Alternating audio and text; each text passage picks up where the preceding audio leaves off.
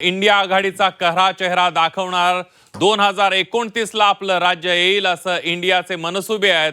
विरोध करणाऱ्या महिला खासदारांचं वाईट वाटतंय असं म्हणत मुख्यमंत्री यांनी विरोधकांचा समाचार घेतलेला आहे।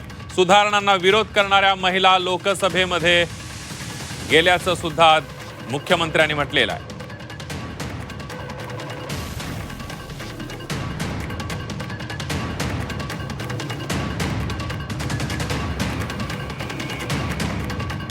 आज सुरुवात झालेली आहे या निर्धाराची सुरुवात की जोपर्यंत या देशाच्या संसदेमध्ये आणि राज्यांच्या विधानसभेमध्ये आमच्या मातृशक्तीला स्थान मिळणार नाही तोपर्यंत आम्ही लढत राहणार, आम्ही तुम्हाला सोडणार नाही, हे स्थान मिळवल्याशिवाय थांबणार नाही।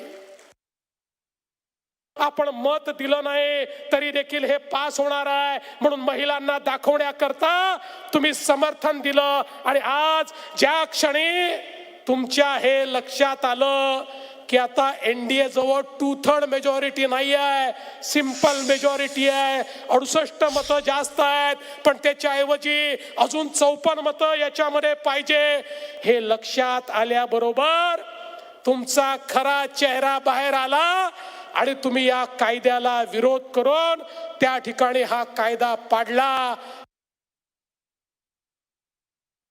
दुःख होतं त्या महिला खासदारांचं ज्यांनी याला विरोध केला।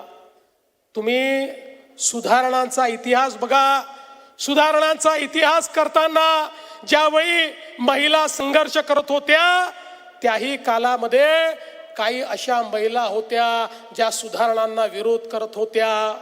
त्याच मांदियाळीतल्या काही महिला या लोकसभेमध्ये आम्हाला पाहायला मिळाल्या ज्यांनी याचा विरोध केला।